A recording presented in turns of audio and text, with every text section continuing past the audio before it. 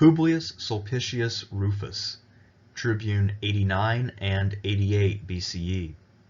The last of the so-called demagogues who used the popular assembly to pass legislation between 133 and 88 BCE. Rufus is someone who did not have a clear-cut goal like, say, Tiberius Sempronius Gracchus. He didn't have a grand cause. Even Livius Drusus the Younger, just a few years before, had a major cause in the form of granting the franchise to Rome's allies to prevent further degradation of that relationship. Rufus, however, did have some more modest ideas, and later on he would also try to use his authority as a tribune to get commands shifted from one general to another. And in practicing politics in that way, in trying to redistribute a command to his political ally, Rufus perhaps inadvertently set off a chain of events that not only resulted in his own death, but also a decade of civil war and a dictatorship that would lead to the end of the Tribunician powers that he had used so effectively.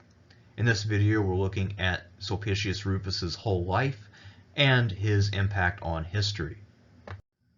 Publius Sulpicius Rufus, just like many other men who became prominent in the 90s and early 80s, happened to hail from a patrician gens Sulpicia, which had fallen on hard times. This gens dated back all the way to the foundation of Rome, and it had spawned many branches, but the family's overall prestige had declined sharply after the 3rd century. As I mentioned in other videos about similar situations, most likely what happened is that as Rome's wealth grew, the patrician gens happened to fall behind in some cases because they were a little more stiff-necked about using additional methods to make money that would allow them to continue to compete with richer families. By the end of the 2nd century, beginning of the 1st century, however, it seems like some of these patrician gens were able to mount a comeback and get back into politics. Rufus does not seem to have had an immediate ancestor who held the consulship, and it appears that out of the entire Rufi branch of the family, that he was the first to achieve notoriety or any kind of office. Now, it's possible he had ancestors who held low offices, but apparently they didn't do all that much in those offices because they don't appear in the history books.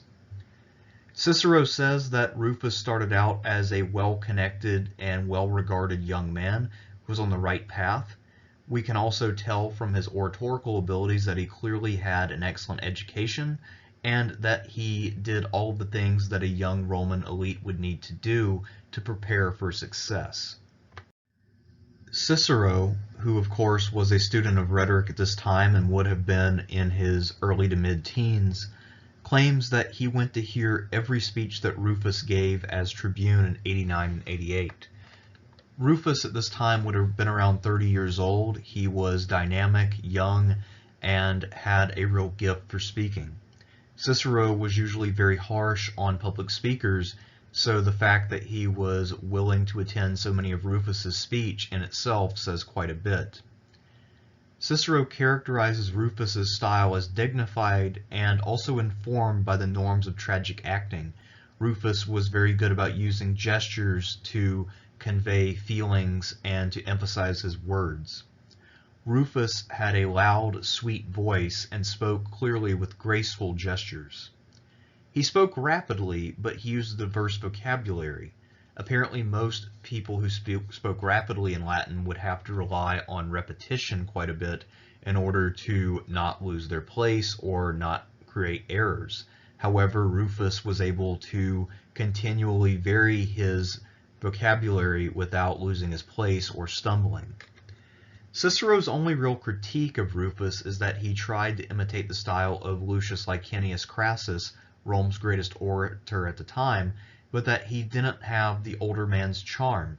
Perhaps had Rufus lived longer, he could have developed that charm, but of course we all know that he didn't. In the year 100, there had been a fracas between Lucius Appuleius Saturninus, who ultimately lost his life, and some of the officials who helped to put him down and murder him, such as Gaius Norbanus and Caepio the Younger. In 95, both Norbanus and Caepio the Younger would be brought to trial by ambitious young men looking to score a victory for themselves and for their cause, and to the extent they had a cause. In 95, Rufus brought a court case against the tribune Gaius Norbanus over the disturbance back in 100, and he most likely was not successful, but he did manage to make a name for himself as an effective orator. If the example of Caepio the Younger is any indication, the leading senators of Rome circled the wagons around the two men, and no doubt Norbanus was able to secure a very effective defense speaker. Later on, the social war broke out in 91, and by this point Rufus was an adult. He served as a subordinate officer under the command of Pompeius Strabo, Pompey's father, and one of the most successful Roman commanders during the social war. The exact details of Rufus's service are unknown. We don't know if he distinguished himself, or whether he served as a legate or a staff officer, or the exact capacity in which he served under Pompeius Strabo. There's also a good possibility that something happened during this conflict which changed Rufus's political disposition, perhaps seeing Rome unable to reform itself and then breaking down into this unnecessary war with its own allies convinced Rufus that change was needed, or that there were greater opportunities to be had as tribune than by climbing the traditional ladder available to patricians. At any rate, by 89 or so, we see that Rufus has shifted in his beliefs and his stances, and also his social status. As I mentioned earlier, Publius Sulpicius Rufus was born as a patrician, and the one handicap that a patrician had, which is pretty trivial in comparison with the benefits that they had, is that patricians were ineligible to serve as tribunes of the plebs. However, this is the office that Rufus wanted, so he found a way around this prohibition by arranging to be adopted into plebeian gens. I don't know for certain, but this may very well be the first time that someone had voluntarily relinquished patrician status in order to hold a lower magistracy. Most likely, this created quite a stir in Rome, and it was quite a controversy. Patricians, for the most part, were extraordinarily to inordinately proud of their patrician heritage, and to forsake it for the sake of a lower office was nearly unthinkable. The odds are that this adoption took place prior to the year 89. By 89, Publius Sulpicius Rufus had re-registered as a plebeian, and he stood for and won election to the office of tribune for that year. During his first term as tribune, he seems to have striven for a kind of moderate reform, for lack of a better label to apply to what he was trying to do. This seems to have included a combination of what you might call more open-minded legislation, more liberal legislation, more inclusiveness, but also upholding old standards as well, which is why I labeled this as moderate, like I said, for lack of a better term. One thing that he did that year was to successfully oppose the consular candidacy of Gaius Julius Caesar Strabo Vopiscus on the grounds that that man had not served as praetor before and was therefore ineligible. At this time, the cursus honorum was not set in stone, it was just something that was expected. So this was effectively Rufus standing up for something that Sulla would champion very heartily later on. What this shows is that maybe the cursus honorum was something that most people accepted, even if it was not formally installed as law. Later on, in the teeth of heavy opposition and a little bit of street fighting, Rufus was able to pass a bill through the assembly which gave the franchise to Rome's allies. And while this move was just as controversial as what Livius Drusus the Younger had failed to do a couple years earlier, it was vital because Rome was not winning the social war fast enough. The casualties were mounting, and the East was falling apart as Mithridates was running unchecked. By granting citizenship, this effectively disarmed the Italians by taking away their cause, and it enabled Rome to avoid further unproductive bloodshed. So by passing this bill, Sulpicius Rufus was, in effect, the greatest general of the social war, since he did more to end the war than even the successful battlefield commanders like Sulla. As the holder of 6 consulships and the winner of 2 foreign wars, Gaius Marius had more accolades and honors than any man in Rome. Yet, because of his low birth, men of patrician status were more than happy to let him fade into obscurity as he continued to grow older. For whatever reason, though, Publius Sulpicius Rufus became allies with Marius, and if our sources are to be believed, it's because of the debt that he had incurred running for office. As I mentioned, the fact that Rufus's family had been out of politics for a while is a good indication that they were not financially well off enough to participate in politics. And perhaps Rufus was forcing the issue and running for offices that he couldn't really afford to campaign for, and now he found himself in need of a patron to help him recompense himself for these campaign expenditures. Marius had plenty of money, and he also planned on acquiring more because he wanted to get a command where he could get a bunch of money and prestige, and then he would use that money to maintain his military position. So this was very much a quid pro quo between a talented speaker / tribune and a talented general with no political skills whatsoever. It's unclear if Rufus's shift to plebeian status had been prearranged with Marius a couple years before, because we know that Marius had been looking for a new tribune to replace Saturninus, and that without a tribune in place to be his political voice, that Marius was politically impotent. It's also possible the two men simply had shared interest in 88, and they saw each other as the best way to achieve those interests. From Rufus's standpoint, Marius was old and politically inept, so this meant that he himself would effectively be guiding their political affairs, and that's a fairly appealing place to be. Marius by this time was about 70 or so, and there are reasons to believe that his mental abilities were declining, so perhaps Rufus felt that he would effectively be the senior partner in the arrangement.